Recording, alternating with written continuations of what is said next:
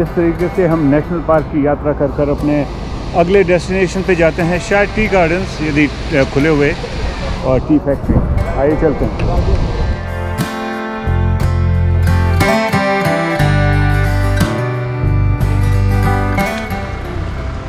ये चारों तरफ यहाँ पे टी गार्डन ही टी गार्डन है।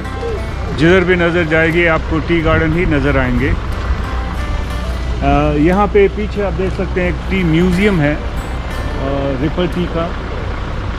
यहाँ पे मेरे ख्याल से टी बनने का जो प्रोसेस है उसको दिखाया जाता है। अंदर चल के देखते हैं कि क्या है, किस तरह का है, आई डोंट नो। यहाँ पे चारों तरफ गार्डन ही गार्डन है, इसलिए समझ में नहीं आता है कि गार्डन के बीच में है या नहीं है। लेकिन सुंदर नज़ारे हैं, आप देखिए दूर दूर तक टी गार्डन फैले हुए हैं, इधर भी, इसके पीछे भी, और ये म्यूज़ियम है। That is it. ऊपर जाने, यहाँ से ऊपर जाने का है। एक छोटा सा ग्लिम्स है, मेरे ख्याल से आप जाके और उसमें फ़ोटोग्राफ वगैरह खिंचा सकते हैं।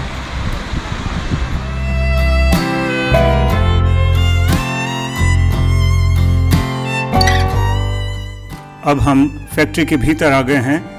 यहाँ बेसिकली 3 सेक्शंस हैं। यहाँ पर जहाँ हम खड़े हैं ये पहला सेक्शन है, और यहाँ पे मुनार की हिस्ट्री और tea gardens and T production की जितनी भी हिस्ट्री है उसको दर्शाया गया है, और उसके साथ जितने भी पुराने मशीन्स थे उनको भी यहाँ पे दिखाया गया है।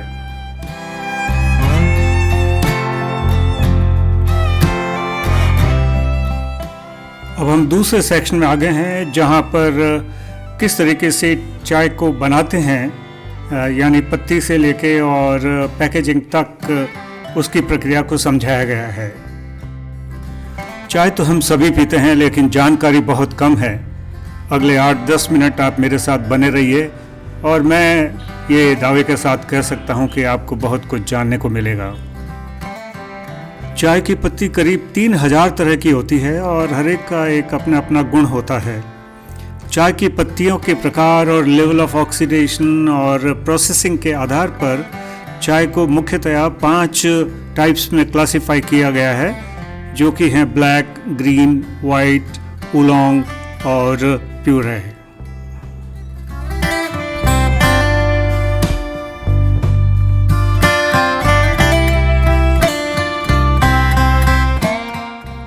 फैक्ट्री में चाय की प्रोसेसिंग के मुख्यतः 5 स्टेप्स होते हैं: विदरिंग, रोलिंग, ऑक्सीडेशन, ड्राइंग और ग्रेडिंग।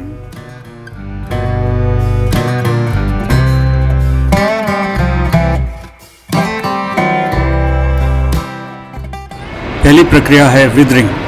इसका मतलब यह है कि पत्तों में जो नमी होती है उसे 80 से 90% से करीब 58% तक लाने का उद्देश्य होता है।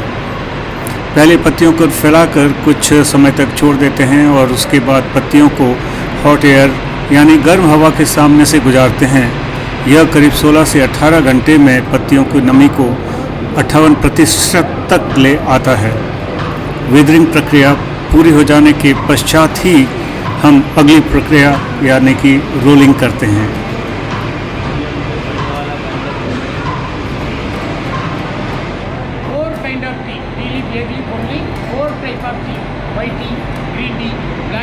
ये हमें बता रहे हैं कि टारगेट शूट यानी कि जो पत्तियों की प्लकिंग होती है वो कितने प्रकार की होती है। ये कह रहे हैं कि 2 पत्ती और 1 बड हो सकती है, या फिर 3 पत्ती और 1 बड हो सकती है। दोनों में से हम कोई भी पिक कर सकते हैं, और जो बड होती है उससे वाइट टी यानी कि सफ़ेद चाय बनती है, और जो छोटी पत्ती होती है उससे हरी चाय यानी कि ग्रीन टी बनती है, और बाकी जो मटेरियल है उससे यानी कि बड़ी पत्ती है उससे जो ब्लैक टी है वो बनती है, और जो नीचे का जो शूट बचाती है उससे भी डस्ट पाउडर बनता है चाय का।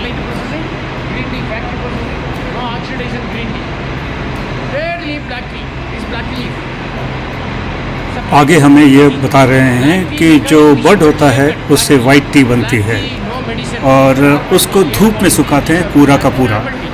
या फिर हम इंफ्रारेड बल्ब के नीचे 6 से 7 घंटे तक उसको सुखा सकते हैं। और जो वाइट टी होती है उसमें एंटीऑक्सीडेंट्स के गुण बहुत ज़्यादा होते हैं। आगे इन्होंने बताया कि जो ग्रीन टी है उसमें बेसिकली ग्रीन और ब्लैक में जो फ़र्क होता है वो ये होता है कि ग्रीन टी में ऑक्सीडेशन नहीं करते हैं और इसलिए उसका जो हरा रंग होता है वो उसमें से निकल नहीं पाता है और उसके अंदर ही निहित रहता है।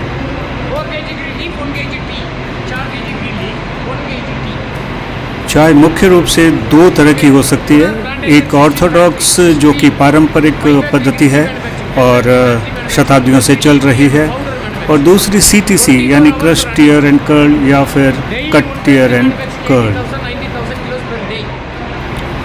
सामने जो आप देख रहे हैं वो एक ऑर्थोडॉक्स रोलर है यानी कि पारंपरिक रोलर है। ये सेकंड प्रक्रिया है, विदरिंग के बाद में रोलिंग होती है। रोलिंग में पत्तियों पर एक निश्चित दबाव की प्रक्रिया यानी प्रेशर सीक्वेंस बनाया जाता है और उसको एक सर्कुलर मोशन में घुमाया जाता है। इस प्रक्रिया का उद्देश्य ये है कि पत्ते के अंदर का जो रस होता है वह बाहर आ जाए और पत्ते पर कोटिंग बना दे, यानी पत्ती के भीतर जितने भी गुण हैं वे सभी हमें बाहर मिले। रोलिंग का प्रोसेस करीब 50 से 55 मिनट तक चलता है।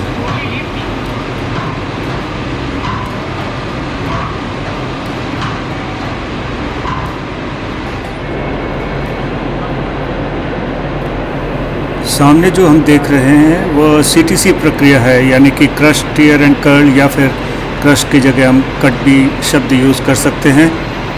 इसमें आप देख सकते हैं कि रोलर्स के थ्रू पास हो रही है जिसमें कि दांते लगे होते हैं और उसको पत्तियों को वो छोटे छोटे टुकड़ों में डिवाइड कर देती है और फिर अलग अलग हैं, 3-4 बने हुए हैं और अलग अलग ग्रेडिंग भी उसके अनुसार हो जाती है। ये जो है चाय जिसको हम CTC चाय कहते हैं, इसको मामरी चाय भी कहते हैं।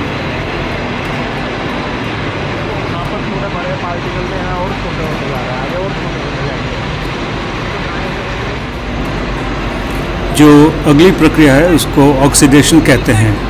यहाँ पर तापमान और नमी का संतुलन रखा जाता है और इसका उद्देश्य यह है कि पत्ती में जितना रंग काला रंग आना चाहिए उतना आ जाए और रोलिंग के दौरान जितने भी गुण पत्तियों के बाहर आकर चिपक गए हैं वे इन पत्तियों पर अच्छी तरीके से फिक्स हो जाए यानी कि चिपक जाए।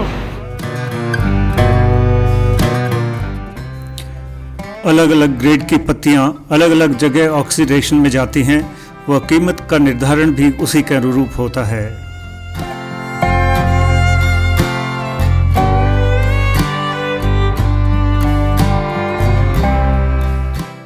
हम सामने एक बेल्ट देख रहे हैं और यह बेल्ट जो है वो अंतिम प्रोसेस का एक पार्ट है। ऑक्सीडेशन के बाद में क्योंकि पत्तियों में नमी रह जाती है तो वो जो बाकी रह गई है नमी उसे एक ड्रायर में गर्म करके और नमी निकाली जाती है। ड्रायर का तापमान करीब 110 डिग्री रखा जाता है और करीब 20 मिनट तक ये प्रोसेस चलता है। सामने आप एक ड्रायर देख सकते हैं।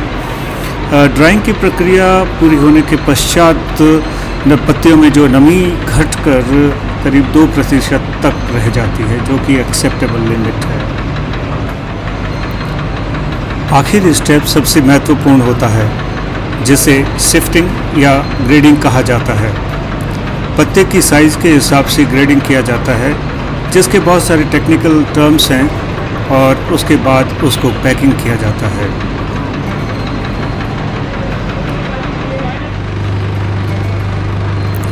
ये यहाँ पर उन्होंने दिखाया है कि किस तरीके से ग्रेडिंग होती है। मैनुअल ऊपर एक छलनी है और उसमें जब वो डाल देते हैं चाय की पत्ती तो इस मशीन में जो अलग अलग छलनियाँ लगी हुई है वो उसमें से छन के और फिर नीचे बकेट्स में इकट्ठा हो रही है डिफरेंट ग्रेडिंग के अनुसार। जैसे इन्होंने ये डाला और ये नीचे जाएगी और अलग अलग छलनियों में से होती हुई फिर अलग अलग बकेट्स में चली जाएगी।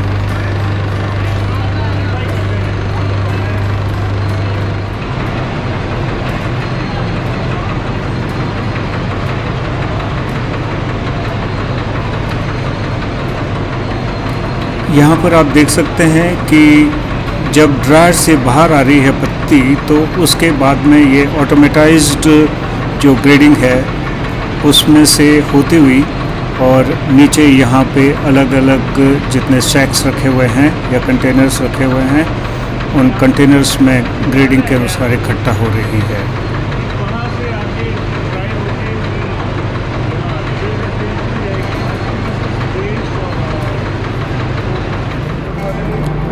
एक बड़ा फ़र्क जो ऑर्थोडॉक्स और सीटीसी में है वह यह है कि ऑर्थोडॉक्स में पत्तियों को रोल करते हैं, अतः पत्तियों का जो मूल गुण होता है वह उसी में रहता है। इसीलिए सीटीसी का फ्लेवर जो होता है वो बहुत कड़क होता है और ऑर्थोडॉक्स चाय का जो फ्लेवर होता है वो बहुत ही सटल या लाइट होता है।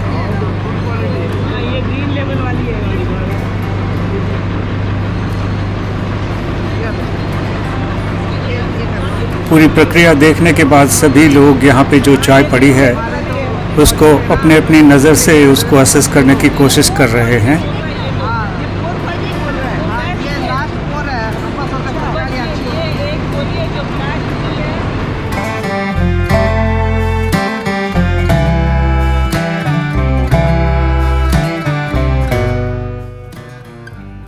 ये फैक्ट्री का सेल्स आउटलेट है जहाँ पे हमने कुछ चाय है उनका आनंद लिया, अलग अलग फ्लेवर्स का, और कुछ खरीदारी भी करी यहाँ पर।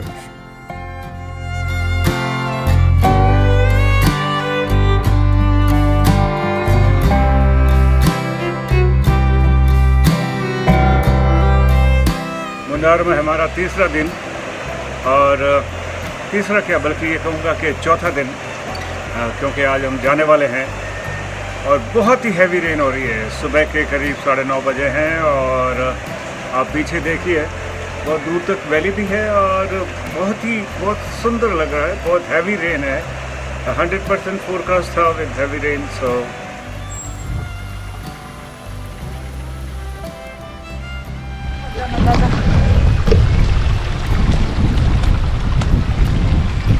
बारिश है और टी गार्डन्स के बीच में खड़ा हूँ।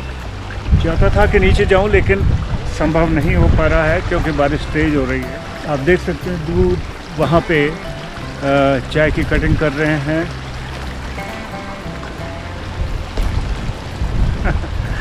बहुत मज़ा आ रहा है, honestly I am enjoying it.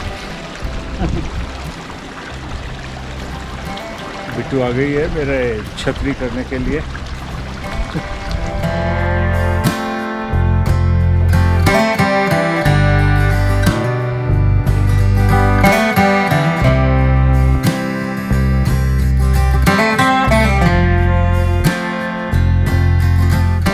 ऊपर कितना ऊपर मकान है, वाटरफॉल है, बादल हैं, हरियाली, लंबे पेड़, व्हाट नॉट, एवरीथिंग। वापसी का रास्ता हमारा कुछ अलग था।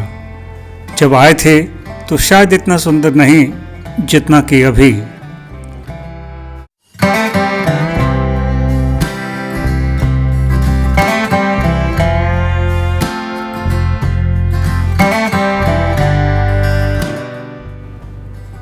और इन सभी सुंदर नज़ारों का आनंद लेते हुए हम आ पहुँचे एक हैंडलूम की दुकान पर। काफ़ी मशहूर दुकान है और उसका नाम है कसावू आलायन।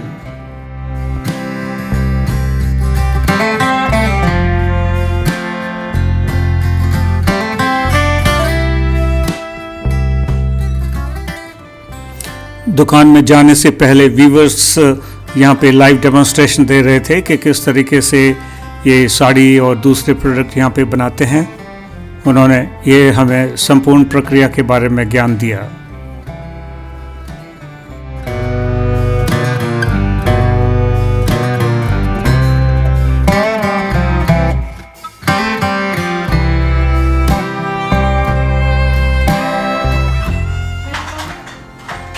ज़्यादा कुछ शॉपिंग का इरादा तो नहीं था, लेकिन यहाँ के प्रोडक्ट इतने अच्छे थे कि हमने काफ़ी बड़ी शॉपिंग की।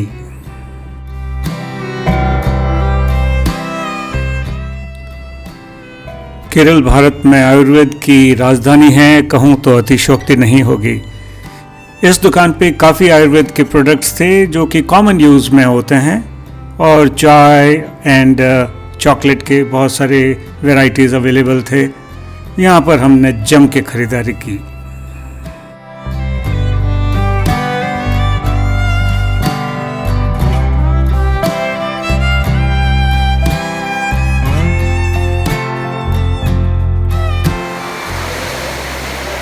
जम के बारिश हो रही थी, लेकिन पास ही एक चर्च था और उसके बाहर मुझे मदर मेरी की एक स्टैचू दिख रही थी जो मुझे बहुत आकर्षित कर रही थी। तो भीगते हुए भी मैं वहाँ पे गया और उसके फ़ोटोग्राफ लिए। I was really thrilled.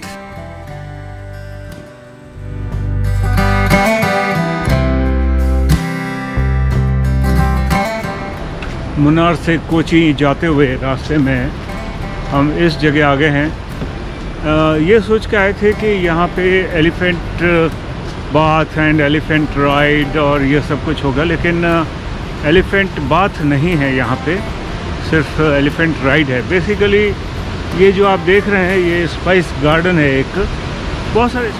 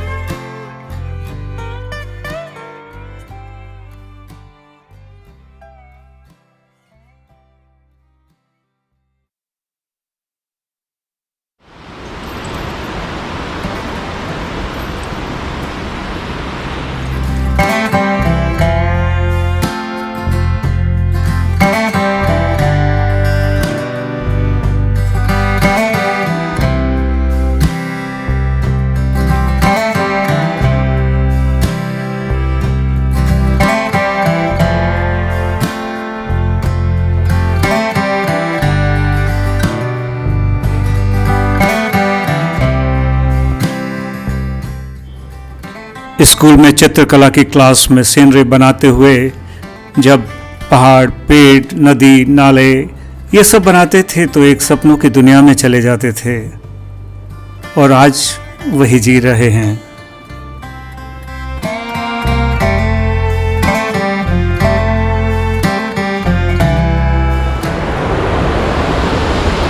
साथियों, मैं डॉक्टर DS चौधरी हूँ और मेरा चैनल है डॉग DSA70। आशा है आपको मेरा काम पसंद आता होगा। If you like my work, please subscribe to the channel, share it and like it. Thank you very much.